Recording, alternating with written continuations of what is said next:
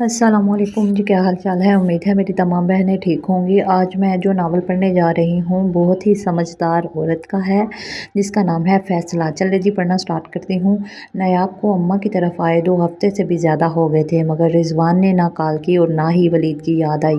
गुजरते गुजरते बेटे से ही मिल जाते, जबकि इनका रास्ता यही था। पहले तो इसे 4 दिन भी नहीं रहने देते थे कि वलीद के बगैर घर बिल्कुल अच्छा नहीं लगता। वलीद की दादी अम्मा तो 2 दिन भी मुश्किल से गुजारती थी।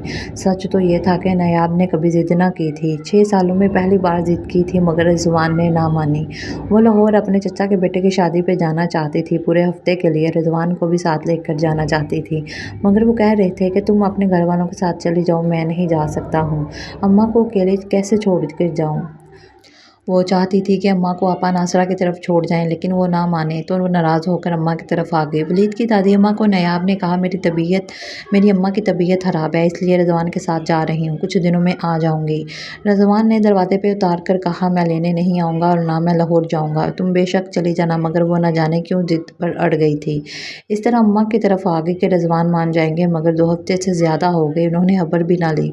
जबकि वलीद की दादी अम्मा रोज़ फ़ोन करती थी। इधर अम्मा हैरान थी कि इनकी सेहत ठीक थी तो नायाब क्यों झूठ बोल कर आई है। वो सारा दिन फ़ोन देखती रहती, मगर रिजवान ना जाने इतने पत्थर दिल क्यों हो गए थे और इसे इसकी अना मजबूर कर रही थी। वलीद ने सुबह नाश्ता नहीं किया था और अभी से भूख लगी थी। वो किचन के 3 चक्कर लगा चुका था। नायाब भाभी किसके साथ किचन में लगी थी। भाई के जानने वाले आ रहे थे। भाभी ने इससे कहा कि पहले एक रोटी बना दो, वलीद को भूख लगी इसे। वो अपने 4 साला बेटे के लिए रोटी बनाने लगी। भाभी की कॉल आ गई तो वो बाहर निकल गई। अम्मा किचन में आई। एक तरफ वो रोटी बना रही थी, दूसरी तरफ कौरमा बन रहा था। अम्मा ने सालन में से कलेजी निकाल ली और बाहर निकल गई। वलीद फिर से रोटी के लिए चला आया। नायाब ने इसके लिए अच्छा, तुम सालन यहाँ निकाला, बैठकर मगर रोटी वो खाओ, मैं सालन आधी देखकर तुम्हारे बोला, लिए ले मामा आती मैंने हूँ। अम्मा कलेजी खानी वासिक है। के लिए लेकर गई होंगी। वो वली से कहकर भाभी के कमरे की तरफ आ गई। दरवाज़ा खुला था। वासिक खाने में नखरे कर रहा था। तभी अम्मा की आवाज़ इसके कानों में पड़ी, जल्दी खा लो मेरे बच्चे, देखना अभी वलीद आ गया तो ये कलेजी नज़र भी नहीं आएगी। और नायाब को लगा कि छत इसके सर पर आ गिरी है। वो मरे मरे कदमों से किचन में लौट आई।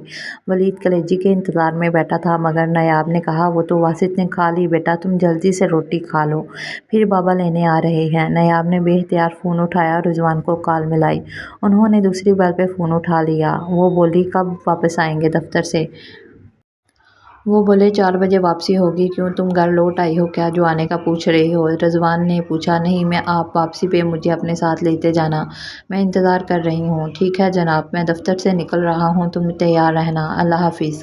इसने फ़ोन रख दिया। जिस तरह की दीवार में वो कैद होती जा रही थी, अम्मा की आवाज़ ने वो दीवार गिरा दी थी।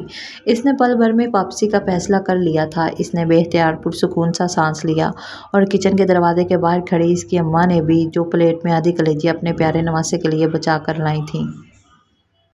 तो मेरी प्यारी बहनों, ये था मेरा आज का छोटा सा अफसाना। उम्मीद है आपने इससे बहुत कुछ सीखा होगा कि बेटी का शादी के बाद असल घर उसका ससुराल ही होता है। मेके में तो बेटी वापस आ जाए ससुराल से तो माँ को भी खटकती है। चलें जी, आपको ज़रूर अच्छा लगा होगा मेरा नावल। मेरे चैनल को लाइक कीजिए, सब्सक्राइब कीजिए। शुक्रिया।